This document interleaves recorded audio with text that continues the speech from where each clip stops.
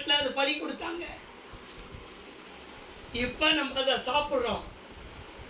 ஆனால் இவர் யாரு? தேவ ஆட்டுக்குட்டி. இவர் தேவனுடையவர், இவர் தேவன். இவர்தான் உலகத்தின் பாவத்தை சுமந்து தீர்க்கிற தேவ ஆட்டுக்குட்டி என்று யோவான் ஸ்நானகன் இயேசுவை குறித்து சொல்லுகிறார்.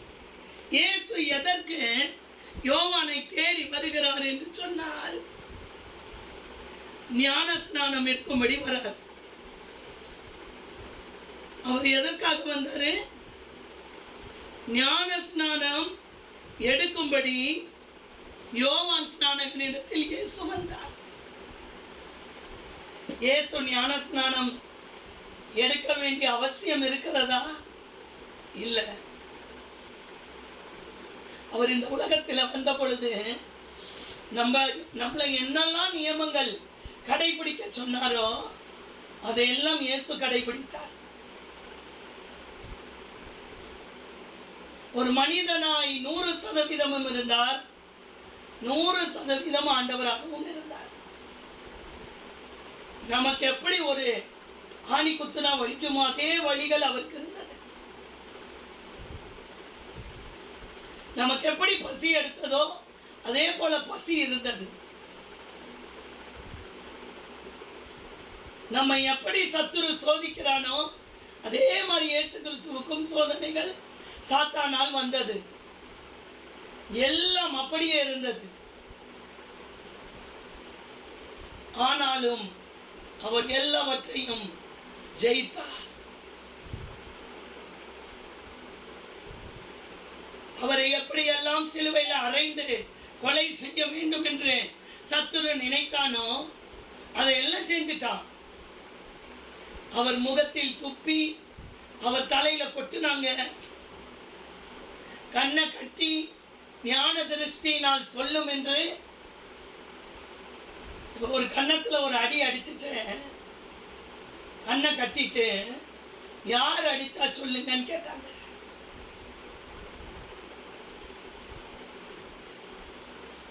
அவரை யார் என்று சுட்டி காட்டுகிறார்? உலகத்தின் பாவத்தை சுமந்து தீர்க்கிற தேவ ஆட்டுக்குட்டி. உலகத்தின் பாவம், உலகம் முழுவதும் மனிதர்கள் செய்கிற பாவங்கள், இந்த உலகம் முழுவதும் சாத்தானால் மனிதனுக்குள்ளே கொண்டு வந்து போடப்படுகிற எல்லா விதமான கிரியைகள், இவைகளை எல்லாம் சுமந்து சுமந்து சுமந்து எவைகளை சுமந்து? பாவங்களை சுமந்து தீர்த்து வைக்க போகிற தேவன். நம்முடைய பாவங்களை அவர் சுமந்து தீர்த்து விட போகிறார். நமக்கு ஒரு விமோச்சனத்தை கொடுக்கும்படி அவர் அந்த பாவத்தை சுமக்கிறார்.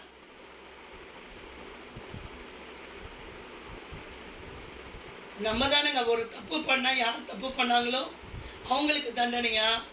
இப்போ ஒருத்தர் கொலை பண்றாரு, அம்மாவை பிடிச்சிட்டு போவாங்களா? கொலை பண்ண நபரை பிடிச்சிட்டு போவாங்களா? வீட்டில் அம்மா இருக்கிறாங்க, பையன் கொலை செய்து விட்டான், பையனை கொண்டு போய் ஜெயிலில் போடுவாங்களா? இல்லை அம்மாவை கொண்டு போய் ஜெயிலில் போடுவாங்களா? தப்பு யார் பண்ணாங்களோ அவங்களுக்கு தானேங்க. ஆனால் இயேசு கிறிஸ்து நம்முடைய பாவங்களுக்காக அவர் சுமந்தார். அவர் சுமந்தார். போற்றுக்கா வசனம், இதோ உலகத்தின் பாவத்தை சுமந்து தீர்க்கிற தேவ ஆட்டுக்குட்டி. இயேசு தன்னிடத்தில் வருகிறதை கண்டு இயேசு யோவான் ஸ்நானகனை தேடி போனார். யோவான் ஸ்நானகன் எங்கு இருந்தாரோ அங்கே இயேசு அவரை தேடி போனார். இதோ உலகத்தின் பாவத்தை சுமந்து தீர்க்கிற தேவ ஆட்டு குட்டி. நான் செய்த பாவங்களுக்கு நான் பலியிடப்பட வேண்டும். என் தண்டனை எல்லாம் அவர் ஏற்றுக்கொண்டார். இப்பவும் மனிதர்கள் செய்து கொண்டிருக்கிற பாவங்கள் இயேசுவின் இரத்தத்தாலே என்னை கழுவும் என்று சொன்னால் ஏற்றுக்கொள்வார். ஏனென்றால் அவர் ஏற்கனவே ரத்தம் சிந்தி விட்டார். தாவீது நாட்கள்ல சிந்தல, சாலமோன் நாட்கள்ல சிந்தல, நீங்களும் நானும் வாழ்ந்து கொண்டிருக்கிற இந்த நாட்களிலே இயேசு ரத்தம் சிந்தினார். அதனாலதான் அந்த ரத்தத்துல பிசாசு நடுங்குது. அந்த ரத்தத்தை சொன்ன உடனே பேய்கள் நடுங்குகிறதற்கு காரணம் என்ன தெரியுமா? பாவங்கள் அத்தனையும் சுமந்தது மாத்திரமல்ல, பிசாசின் தலையையும் சிலுவையிலே நசுக்கினார். ஒரு சொட்டு ரத்தம் வெளியே விழுந்த உடனே பிசாசு நடுங்கி போனார். சிலுவைக்கு போறதற்கு முன்பாகவே அவருடைய ரத்தம் இந்த பூமியில சிந்தப்பட்டு விட்டது. சிலுவையில கொண்டு போய் இன்னும் அறையவே இல்லை. அவர் கெத்செமனே தோட்டத்திலே இயேசு முழங்கால் படியிட்டு ஜெபிக்கிறார். பிதாவே, இந்த பாத்திரம் என்னை விட்டு நீங்க கூடுமானால் நீங்கட்டும். என்ன ஜெபம் பண்ணாரு?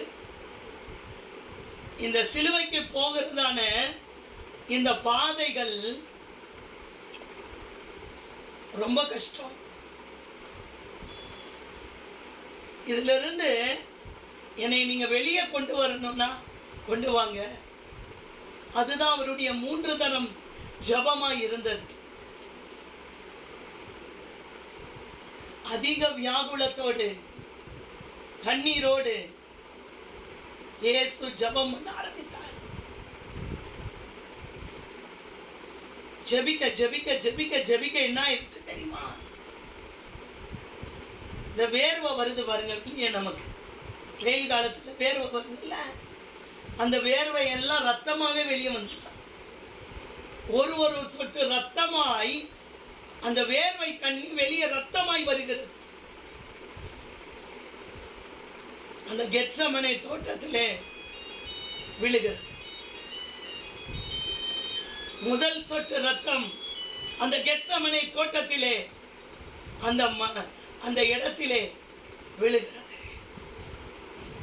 தலையிலிருந்து விழுகிறது. அந்த வேர்வையின் ரத்தத்தின் பெருந்துளிகளாய் ஒரு சொட்டு விழுகிறது. கேட்போம் ஆண்டவர்கிட்ட, ஆண்டவரே, அங்கே விழுந்ததான அந்த ரத்தம் இன்றைக்கு என் தலைமேல் விழட்டும்.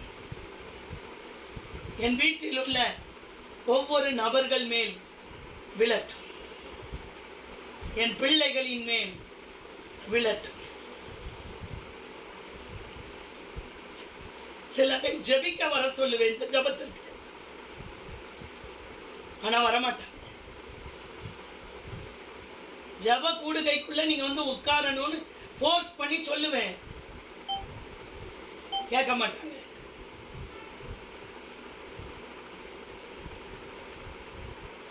ஆனா கேட்டவங்க நல்லா இருக்கிறாங்க, கேட்காதவங்க சரியாக முடியாது. இங்க உட்கார்ந்து என்னுடைய கதையை நான் சொல்லல, இந்த ஜெப கூடுகைக்குள்ள வர சொல்லுகிறது என் கதையை சொல்வதற்காக அல்ல.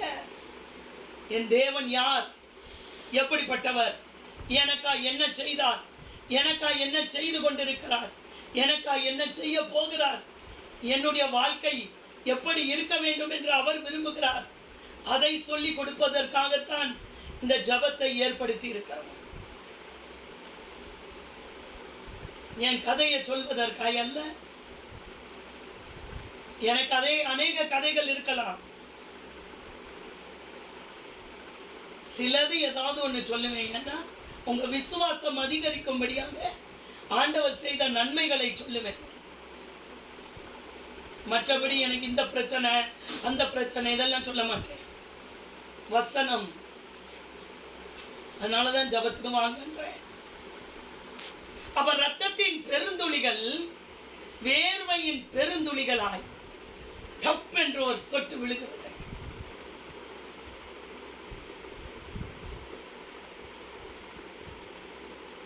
ஆய்வாளர்கள் சொல்லுகிறார்கள், இருதயம் பிடித்தால் மாத்திரமே. ஐயா, நான் சொல்றது கட்டுக்கதை அல்ல, கட்டுக்கதை அல்ல.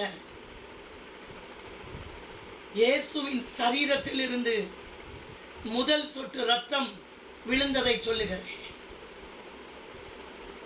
இன்றைக்கும் அந்த ரத்தம் பேசுகிறது. இங்கே யோவான் ஸ்நானகன் இயேசுவை குறித்து முதல் தடவை இயேசுவை பார்த்த உடனே சொல்லுகிறார். இயேசு அப்பதான் ஊழியத்துக்குள்ள வராரு. 30 வயதுல ஸ்டார்ட் பண்றார் ஊழியத்தை. 30 வயது வரைக்கும் தாய் தகப்பனோடு கூட இருந்தார். அவர்கள் செய்கிற தச்சு வேலையை செய்தார். கொடிசோனம் வீட்டில் பறக்கலையா? அவர் தெரிந்து கொண்ட வீடு எது தெரியுமா? சாதாரண வீடு. இந்த யூதர்கள் தச்சு வேலை செய்கிறவர்களை மிகவும் ஏளனமாய் பார்ப்பார்கள். அப்படின்னா யார் தெரியுமா? கார்பெண்டர்ஸ். இந்த டேபிள் சேர் எல்லாம் செய்யறாங்கல்ல, அந்த குடும்பத்துல தான் இயேசு பிறந்தார். 30 வயது வரைக்கும் அவர் தாய் தகப்பனை கீழ்ப்படிந்து அவர்களுக்கு உதவி செய்தார். அவர் செய்தார். அந்த வேளையில் அவருடைய பங்கு இருந்தது. 30வது வயதிலே ஊழியத்துக்குள்ள வரும்போது 40 நாள் உபவாசம் பண்றார். லூக்கா 4வது அதிகாரத்தில் இருக்கும். பிசாசானவன் சில சோதனைகளை இயேசுவுக்கு முன்னாடி வைக்கிறான். அதையெல்லாம் ஜெயித்துட்டு யோவான் ஸ்நானகன் எங்க இருக்கிறாரோ அங்கே தேடி வருகிறார். இப்ப யோவான் ஸ்நானகன் இயேசு தன்னிடத்தில் வருகிறதை கண்டு, இதோ உலகத்தின் பாவத்தை சுமந்து தீர்க்கிற தேவ ஆட்டு குட்டி, தேவ ஆட்டுக்குட்டி, உலகத்தின் பாவத்தை சுமந்து தீர்க்கிற தேவ ஆட்டு குட்டி. எப்படி சுமந்து தீர்ப்பார்? அதை அவர் சொல்லல, அதை இயேசுதான் சொல்லுவார். தம்முடைய சீஷர்களுக்கு இயேசுதான் சொல்லுவார். என்னை சிலுவையில் அறைய கொண்டு போவாங்க, நீங்கள் எல்லாரும் என்னை நிமித்தம் இடரல் அடைவீர்கள். இதை இயேசுதான் சொல்வார். அவர் ஒரே ஒரு வார்த்தையை தான் ரிவீல் பண்றாரு. என்ன சொல்றாரு? இயேசுவை குறித்து ஒரு ரெவலேஷன் கொடுக்கிறாரு.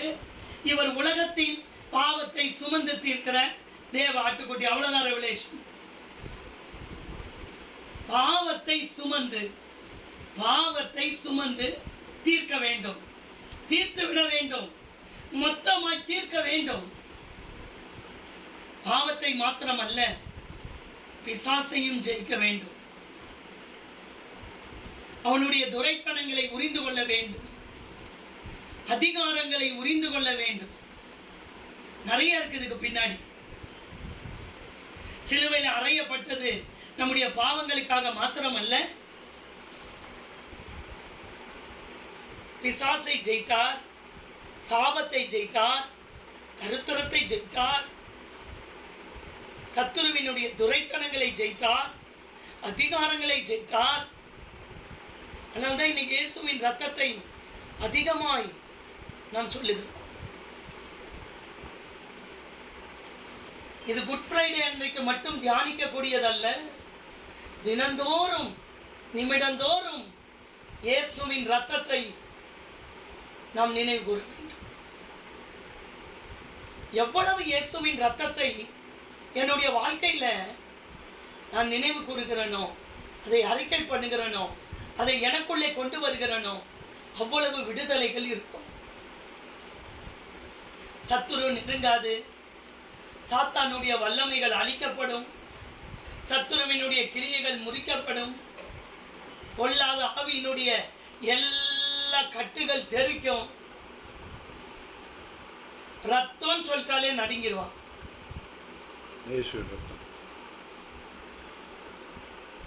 இப்ப இயேசு கிறிஸ்து கெத்செமனே தோட்டத்திலே ஒரு சொட்டு ரத்தம் விழுகிறது, தானாகவே சிந்த ஆரம்பித்து விட்டார். எப்படி இருக்கும் அந்த சூழ்நிலை? யோசனை பண்ணி பாருங்களேன்.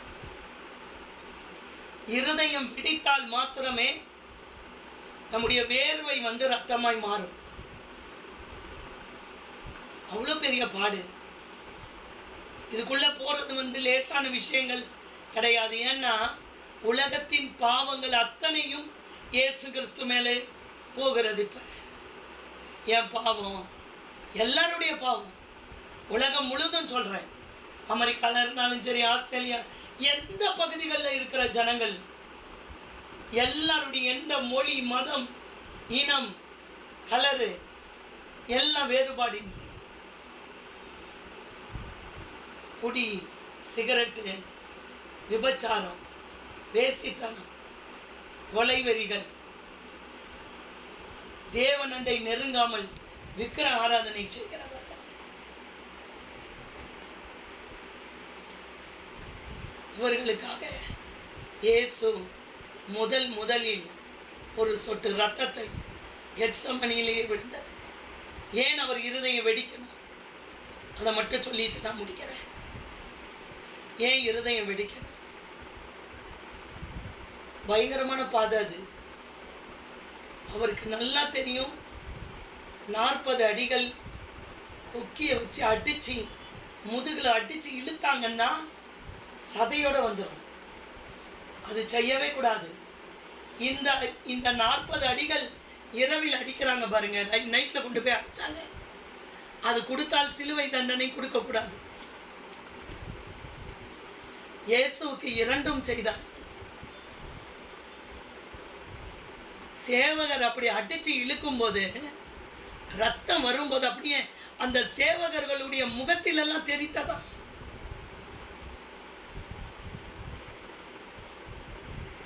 அப்படியே அந்த சதை அந்த இடத்துல கீழே விழுகுது, பிச்சு அப்படியே கீழே விழுகுது.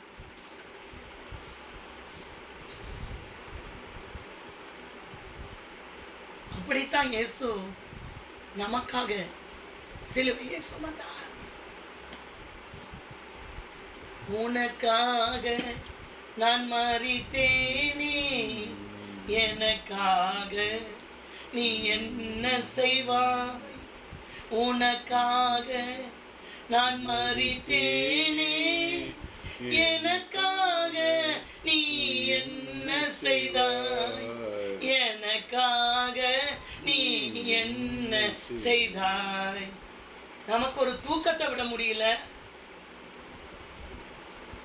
இயேசு சமூகத்தை தேடுறதற்கு நம்மால ஒரு தியாகம் பண்ண முடியல. எல்லாமே ஈஸியா கிடைச்சிடணும். ஆனா அவர் எனக்காக ஆக்சுவலா அப்படி அடிக்கிறதுக்கு ரைட்ஸே கிடையாது. இயேசு தன்னை அப்படி அர்ப்பணித்தார். ஏசாயா 53 சொல்லப்படுகிறது, அடிக்கப்படும்படி கொண்டு போகப்படுகிற ஆட்டுக்குட்டியை போலவும், மயிர் கத்திரிக்கிறவனுக்கு முன்பாக பேசாது இருக்கிற ஆட்டை போலவும் அவர் வாய் திறக்காதிருந்தார். கண்களை மூடி ஜெபிக்கலாமா? ஆண்டவரே, கெத்செமனே தோட்டத்திலேயே இது எவ்வளவு வேதனையான பாதை என்று சொல்லி அறிந்து விட்டார். அறிந்ததுனாலதான் ஜெபம் பண்றார். சீஷர்கள் 3 பேரை கூட்டு போனாரு. அவங்க தூங்குனாங்க. இயேசு வெளியே சொன்னாரு, எனக்காக ஜெபம் பண்ணுங்கன்னு கேட்கல. நீங்கள் சோதனைக்கு உட்படாதபடிக்கு விழித்திருந்து ஜெபம் பண்ணுங்க. என் கூட இருந்ததுனால உங்களுக்கு விரோதமாகவும் சில பிரச்சனைகள் வரும். நான் சுமந்துடுறேன். உங்கள் பாவங்களுக்காக எல்லாவற்றிற்காக நான் சுமந்துடுவேன். ஆனா நீங்க காக்கப்படணும். நீங்க காக்கப்படணும். நீங்க காக்கப்படணும். என்னை அடிக்க கூட்டு போயிடுவாங்க. நீங்க எல்லாம் சிதறடிக்கப்படுவீங்க, எல்லாரும் ஒரு ஒரு திசைக்கு போயிடுவீங்க, காரியங்கள் பயங்கரமா இருக்கும். அவங்களே நினைச்சு பார்க்கல இயேசுவை இப்படி அடிப்பாங்க என்று. நிச்சயமா சீஷர்களுக்கு தெரியும், எங்க யூதாஸ்கே தெரியாது. அதனாலதானே யூதாஸ் குற்றமில்லாத ரத்தத்தை நான் காட்டி கொடுத்து விட்டேன் என்று 30 வெள்ளிக்காசை தூக்கி எறிஞ்சான் தேவாலயத்துல.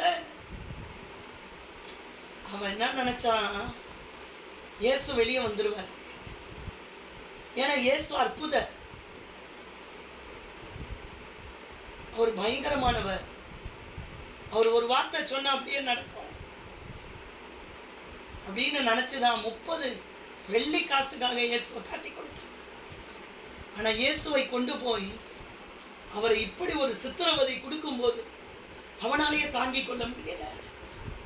போய் அவனாவே தற்கொலை பண்ணி செத்துட்டான். அந்த பணமே எனக்கு வேண்டான்னு சொல்லி தூக்கி எறிஞ்சான் அந்த பணத்தை.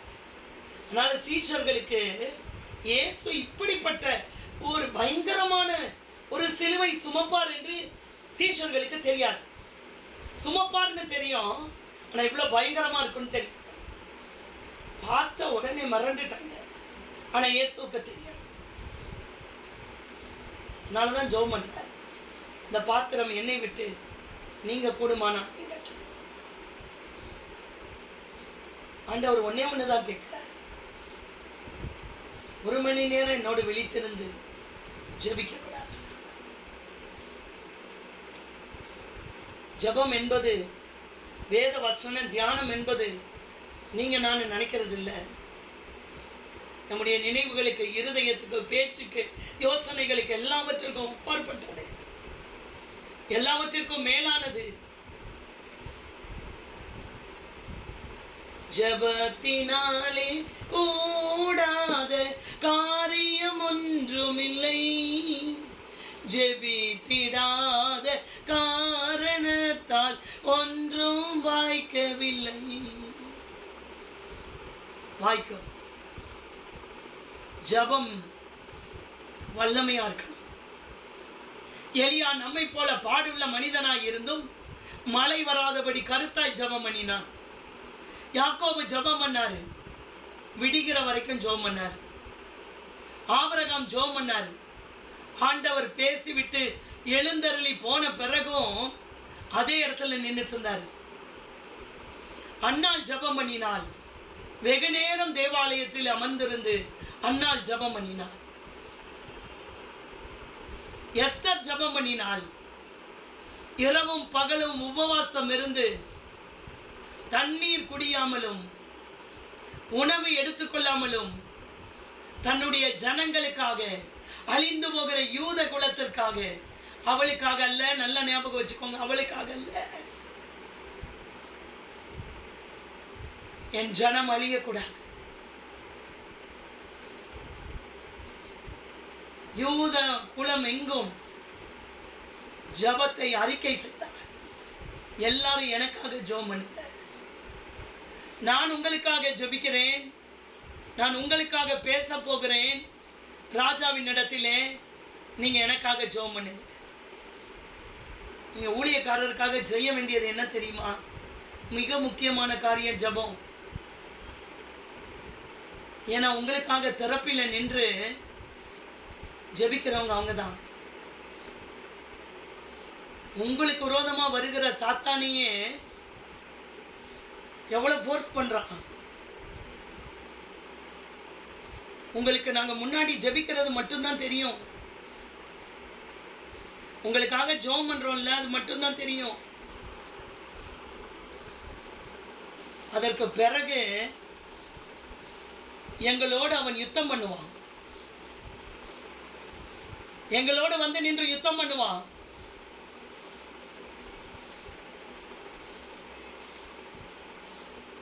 அந்த யுத்தத்திலே நாங்க ஜெயிக்கணும்.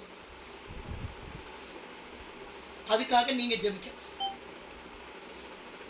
எதற்காக எங்களுக்காக ஜெபிக்க சொல்றேன்னு உங்களுக்கு புரியும்னு நினைக்கிறேன். உங்களுக்காக ஜெபம் பண்றோம்ல, ஜெபம் பண்ணிட்டு வந்துருவோம்.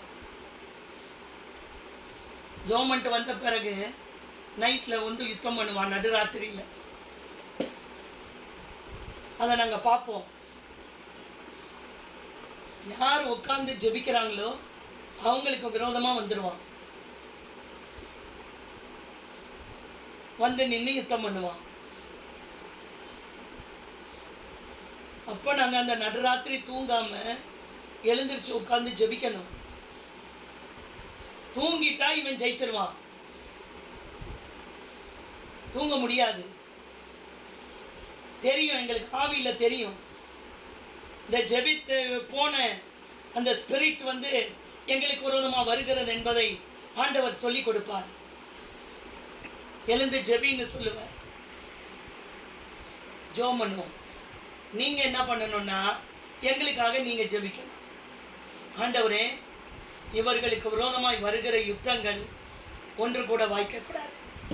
ஊழியத்தை தடை பண்ணுவான், ஊழியம் செய்கிறத தடை பண்ணுவான், எங்களுக்கு இடம் கிடைக்க விடாதபடி தடை பண்ணுவான். ஏன்னா எங்களுடைய ஊழியம் பாருங்க வித்தியாசமானது. சும்மா ஏதோ பணத்துக்காக பொருளுக்காக ஊழியம் செஞ்சுட்டு போயிட்டோம்னா அது எவ்வளோ வேணா வாசல்கள் திறக்கப்படும். அவனுக்கு தெரியும் யார் கர்த்தருக்காக நிற்கிறாங்க, யார் பணத்துக்காக வராங்க, எல்லாமே சாத்தானுக்கு தெரியும். அதனால எங்களுக்காக ஜெபம் பண்ணல. அவ்வளவு சீக்கிரம் வழிவாசல்கள் திறந்து கொடுக்க மாட்டான். ஏன்னா திறந்தா ஊழியம் பயங்கரமா இருக்கும்னு அவனுக்கு தெரியும். அவன் ராஜ்யம் உடைக்கப்படும் தெரியும். அதனால போற இடத்துல எல்லாம் என்ன பண்ணுவான்னா வாசல்கள் அடைப்பான். ஆனா என்னுடைய ஆண்டவர் எல்லாவற்றை காட்டிலும் பெரியவர், ஜெயித்தவர், சிலுவையில் ரத்தம் சிந்தி ஜெயித்தவர், அவன் தலையை நசுக்கினவர். யுத்தம் பண்ணுவான், ஆனால் ஜெயிக்க மாட்டான். ஆண்டவர் சொன்னாரு, அவர்கள் உங்களுக்கு விரோதமா யுத்தம் பண்ணுவார்கள், ஆனாலும் உங்களை மேற்கொள்ள மாட்டார்கள். உன்னை தப்புவிக்கும்படி ரட்சிக்கும்படி நான் உன்னோடு கூட இருக்கிறேன் என்று ஆண்டவர் வானத்தையும் பூமியையும் உண்டாக்கின சர்வ வல்லமையுள்ள தேவன் பார்த்துக்கிட்டு சும்மா இருப்பாரா? அவருக்காய் நான் எழுந்தருளும் போது என்னை விட்டு கொடுத்து சும்மா இருப்பாரா? வருவாயுமே, எப்படியாவது அழிக்கலாம் வருவான். ஜெபம் பண்ணுவியா?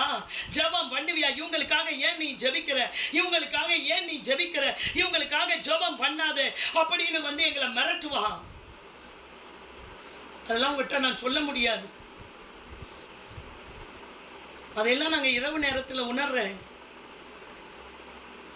2 மணிக்கு எழுந்திரிச்சிருவோம். சில நேரம் அப்போதான் படுப்போம், ஏஞ்சிருவேன். அப்போதான் படுப்பனே, 12 மணிக்கு தான் படுப்பனே. 12:30 எழுந்திரிச்சிருவேன், 1 மணிக்கு எழுந்திரிச்சிருவேன்.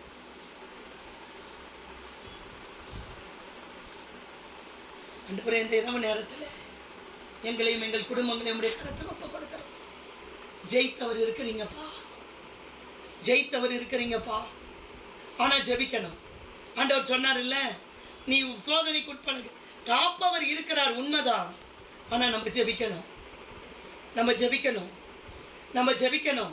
அவனை எதிர்த்து ஜெபிக்கணும். அவனை